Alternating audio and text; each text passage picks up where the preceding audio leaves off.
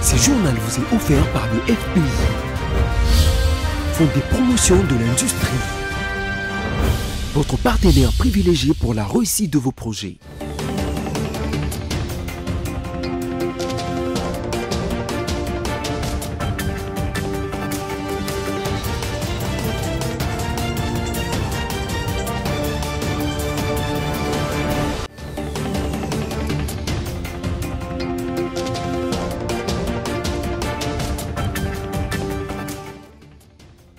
On se retrouve pour un nouveau journal sur BSC Télévision. Mesdames, Messieurs, bienvenue. Le sommaire.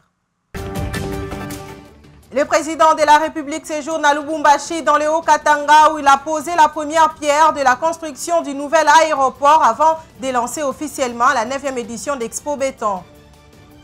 Vous suivrez dans ce journal la clôture ce jeudi 17 avril 2025 de l'Assemblée générale du Conseil supérieur de la magistrature en présence de la première ministre Judith Suminwa Tuluka.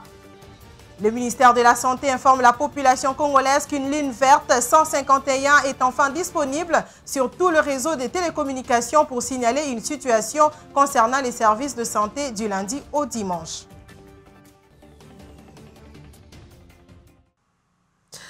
Comme annoncé hier, le chef de l'État Félix-Antoine Tshisekedi Tshilombo a procédé aujourd'hui, jeudi 17 avril 2025, à la pose de la première pierre du nouvel aéroport de Luano à Lubumbashi dans le Haut-Katanga. Comme prévu, le chef de l'État a aussi inauguré le centre hospitalier qui porte son nom, Félix Tshisekedi, avant de lancer sur place la 9e édition d'Expo Béton. Arrivé ce jeudi à Lubumbashi, chef-lieu de la province du Haut-Katanga, pour la construction de l'aéroport moderne de Luano, c'est à 12h, heure de Kinshasa, que le président de la République, Félix-Antoine Tshisekedi Tshilombo, s'est rendu au chapiteau choisi pour la cérémonie du lancement de la 9e édition d'Expo Béton. Dans son mot d'ouverture, le président du comité d'organisation, Jean Bamanissa, a rendu un vibrant hommage au chef de l'État, Félix-Antoine Tshisekedi Tshilombo. Notre gratitude va à son Excellence, Monsieur le Président de la République, Félix Tshisekedi Tshilombo, pour le soutien moral à Expo Béton au RDC, le salon dédié aux infrastructures, aux villes durables, aux corridors logistiques et aux zones économiques spéciales. Nous saisissons également l'occasion. S'en est suivi du mot de bienvenue du gouverneur du Haut-Katanga, Jakabula Katwe, et qui est revenu sur les thèmes choisis. Les corridors sud de la RDC, SADC, projets de développement et opportunités d'affaires. Le président de la République, Félix-Antoine Tshisekedi Tshilombo, a tout juste après procédé à l'ouverture de cette 9e édition d'Expo Béton, adonnant un discours devant plusieurs personnalités, tant nationales que provinciales. Je m'engage personnellement à examiner les recommandations issues de cette 9e édition et à intégrer les plus pertinentes dans nos réformes sectorielles. Que cette 9e édition d'Expo Béton soit un catalyseur d'idées et d'actions pour bâtir une République démocratique du Congo plus connectée, plus prospère et plus unie. Sur ce, je déclare officiellement ouverte la 9e édition d'Expo Béton RDC 2025. Ouvrant officiellement ceci, le chef de l'État, Félix-Antoine Tshisekedi, a ainsi visité quelques stands sur place. Bien avant, le chef de l'État Félix-Antoine Tshisekedi Tshilombo, en sa résidence du Mongaliema à Kinshasa, a accordé une audience à un émissaire du président zambien, Enoch Kavindele, qui est aussi un ancien vice-président de la Zambie, était porteur d'un message. Enoch Kavindele a profité de l'occasion pour présenter le docteur Samuel Maïmbo, candidat désigné de la communauté de développement de l'Afrique australe SADC, à la présidence de la Banque africaine de développement BAD. Ouverte le 7 avril 2025 à la Cour de cassation à Kinshasa, les assises de l'Assemblée générale ordinaire du Conseil supérieur de la magistrature s'est clôturée ce jeudi 17 avril 2025 par la première ministre Judith Suminwa Tuluka. Les discussions de ces assises ont porté sur le thématique majeure, notamment les rapports globaux de la CSM 2022-2025, dressant cependant les bilans du pouvoir judiciaire. Jeudi, un appel à la prise de conscience collective a été lancé aux magistrats par le président de la CSM, Dieudonné Kamuleta, que je vous propose d'écouter avant la première ministre. L'accompagnement déterminant des membres du secrétariat permanent du Conseil supérieur de la magistrature. J'invite tous les magistrats de la République à la prise de conscience collective et individuelle pour un changement radical des mentalités, en abandonnant définitivement celles qui sont mauvaises et qui freinent la construction de l'état de droit, vœux du magistrat suprême au profit des attitudes qui redorent l'image du pouvoir judiciaire, longtemps ternie par des antivaleurs qui avaient élu domicile chez certains magistrats. Moi-même et tous les membres du bureau sommes résolument engagés pour assumer nos responsabilités historiques et sanctionner sévèrement tout cas de dérapage qui serait constaté dans le chef et le rang de tout magistrat. Désormais, plus rien ne doit être comme avant les assises de cette Assemblée générale ordinaire qui s'achève aujourd'hui sur une très bonne note d'espoir. Mesdames et Messieurs, les membres du bureau du Conseil supérieur de la magistrature, Monsieur le ministre d'État, ministre de la Justice et garde des Sceaux, ici représenté, Madame la ministre des Droits humains, honorables magistrats, distingués invités en vos titres des qualités respectives, Mesdames et Messieurs. C'est avec une profonde solennité que je m'adresse à vous aujourd'hui, à l'occasion de la clôture de l'Assemblée générale ordinaire du Conseil supérieur de la magistrature, session d'avril 2025. Ces assises, ouvertes le 7 avril dernier, se referment après 10 jours de travaux intenses, marqués par votre engagement indéfectible à répondre à l'appel pressant de notre nation, refonder notre justice pour qu'elle soit un pilier inébranlable de l'état de droit. Je tiens à saluer la participation active de tous les membres du Conseil supérieur de la magistrature venus des différents ressorts de notre pays. Votre présence, malgré les défis immenses auxquels nous faisons face, notamment dans les zones sous occupation où la justice est bafouée par la terreur et l'arbitraire, témoigne de votre courage et de votre sens du devoir. Dans ces régions où l'agresseur et ses supplétifs privent nos compatriotes de leurs droits fondamentaux, je réaffirme la détermination de son Excellence, Monsieur le Président de la République, chef de l'État, magistrat suprême, ainsi que celle du gouvernement que je dirige, à restaurer l'autorité de l'État.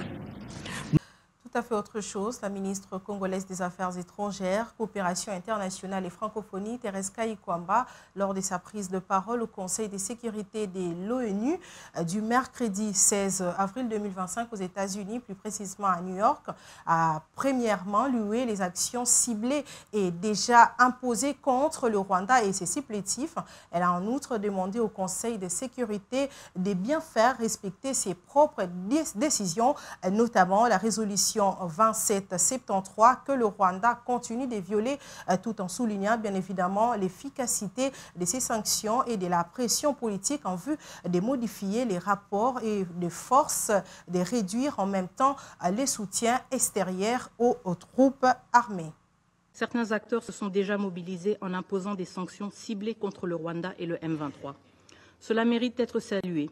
Une décision du Conseil ne peut rester sans suite, en particulier lorsqu'elle est ouvertement violée par un État qui contribue pourtant aux opérations de maintien de la paix. Fort de ces mesures, le Conseil doit désormais faire respecter sa propre décision. L'expérience le montre. Les sanctions ciblées et la pression politique fonctionnent. Elles modifient les rapports de force, réduisent les soutiens extérieurs et favorisent les ajustements de posture. Il est temps de les intégrer dans une réponse multilatérale structurée. Et demander des comptes ne devrait pas valoir une menace. Personne ne devrait être envoyé en enfer pour avoir défendu la Charte des Nations Unies.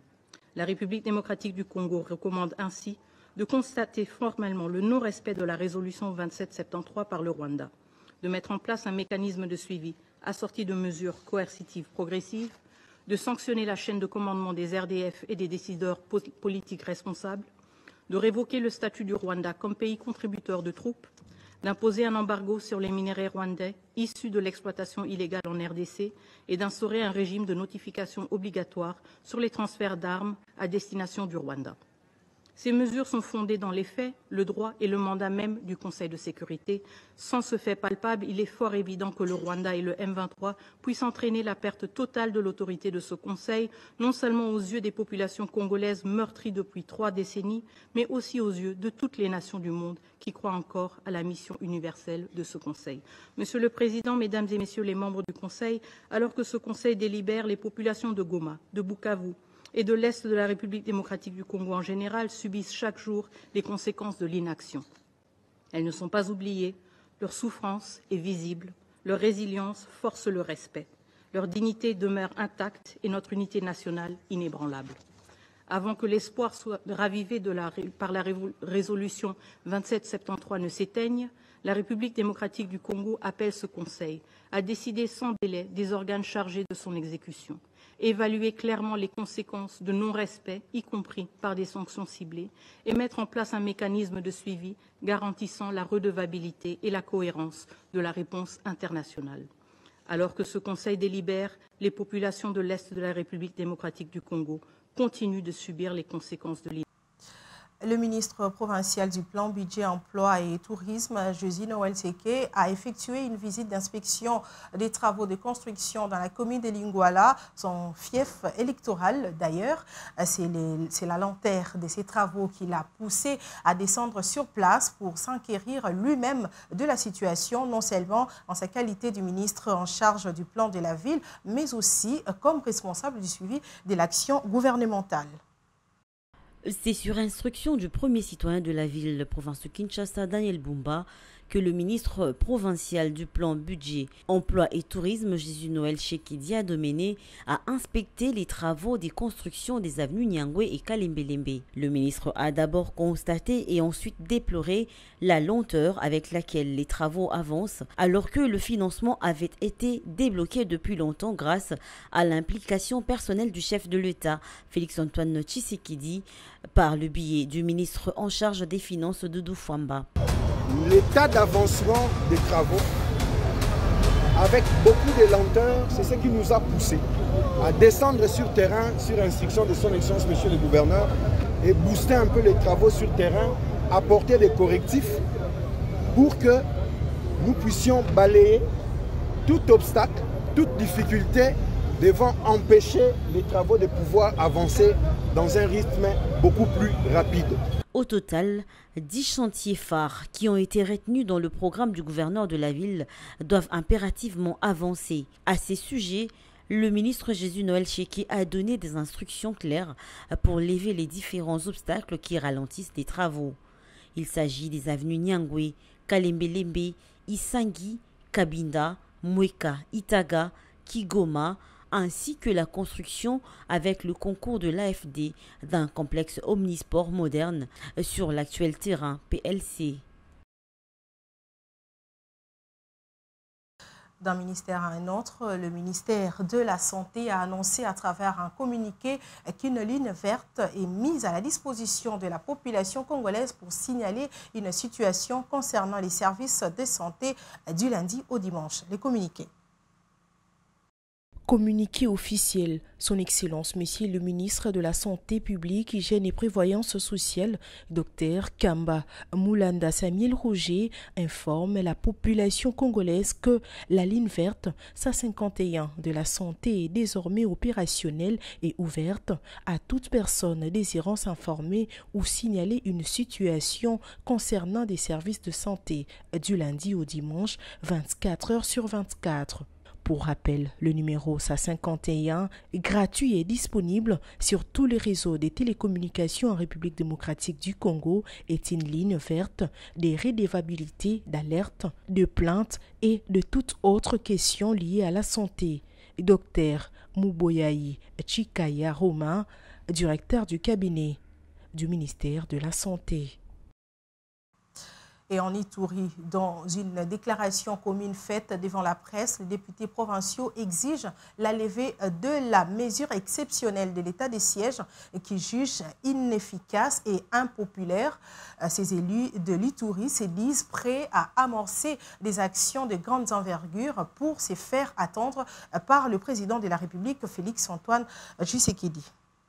Nous avons suivi avec surprise la présentation faite lors du Conseil des ministres de ce vendredi 11 avril 2025 d'un projet de loi portant habilitation du gouvernement à prendre par ordonnance loi pendant une durée très longue de 12 mois la prorogation de l'état de siège en province de l'Ituri et du Nord Kivu, pourtant inadapté à la complexité de l'état de siège. Ceci démontre à suffisance que même le gouvernement de la République, l'Assemblée nationale et le Sénat avons suivi avec surprise la présentation faite lors du Conseil des ministres de ce vendredi 11 avril 2025 d'un projet de loi portant habilitation du gouvernement à prendre par ordonnance loi pendant une durée très longue de 12 mois la prorogation de l'état de siège en province de l'Ituri et du Nord Kivu, pourtant inadapté à la complexité de l'état de siège. Ceci démontre à suffisance que même le gouvernement de la République, l'Assemblée nationale et le Sénat sont fatigués, comme tout le peuple iturien, de ces gymnastiques fantaisistes de prorogation en prorogation. Réaffirmons notre soutien indéfectible au président de la République, chef de l'État, son Excellence Félix-Antoine Tshisekedi Tshilombo, dans ses efforts inlassables pour la recherche de la paix à l'est de la République démocratique du Congo en général et en province de l'Ituri en particulier. Considérons anticonstitutionnelle et irrationnelle cette initiative du gouvernement tendant à obtenir une habilitation élastique et au-delà des délais légaux, alors que le Parlement est en session, on risque de mettre à mal les efforts jusque-là consentis et renforcer les velléités subversives anti-état de siège. Demandons à l'Assemblée nationale et au Sénat, au lieu de voter des lois de prorogation indéterminée et intempestive de l'état de siège, de voter plutôt une loi en fait de lever simplement ces dispositifs déjà obsolètes et impopulaires en province de l'Ituri et ses animateurs, en fait de permettre l'organisation des élections du gouverneur et du vice-gouverneur de province. Exigeons la reprise immédiate et sans délai des activités parlementaires en province de l'Ituri, afin de doter cette dernière d'un programme de développement et d'un budget conséquent. Exhortons les membres du gouvernement, du groupe armé locaux, encore récalcitrants et détenteurs d'armes de guerre, de les rendre au PDRCS pour donner la chance à la paix et au développement de la province de l'Ituri. Informons de ces faits le gouvernement central qu'en cas de non-prise en compte de nos préoccupations légitimes, nous serons dans le droit d'engager des actions démocratiques de grande envergure à travers tous les 5 territoires et la ville de Bunia en province de l'Ituri pour nous faire entendre. Le général Nitetesia Nzambe Dié, l'un des officiers supérieurs des forces armées de la République démocratique du Congo, poursuivi devant la haute cour militaire pour des faits liés à la déroute militaire à Goma, est décédé le mercredi 16 avril 2025 de suite d'une maladie. L'information a été confirmée par son avocat. Pour rappel, ces hauts gradés de l'armée congolaise en faisaient face à des graves accusations, notamment abandon des troupes, lâcheté ainsi que délaissement d'armements et des munitions lors des récents affrontements dans l'est de la République démocratique du Congo, particulièrement à Goma. Son décès met fin à son procès. On en est au rappel de principaux titres à présent. Le président de la République séjourne à Lubumbashi dans le Haut-Katanga où il a posé la première pierre de la construction du nouvel aéroport avant de lancer officiellement la 9e édition d'Expo Béton. Vous avez suivi dans ce journal la clôture ce jeudi 17 avril 2025 de l'Assemblée générale du Conseil supérieur de la magistrature en présence de la première ministre Judith Suminwa Tuluka. Le ministère de la Santé informe la population congolaise qu'une ligne verte 151 enfin disponible sur tout le réseau des télécommunications pour signaler une situation concernant les services de santé du lundi au dimanche. Fin de ce journal, mesdames, messieurs, merci de l'avoir suivi. Portez-vous bien. Demain, retrouvez Patricia Bomolo à la présentation de la grande édition. Au revoir.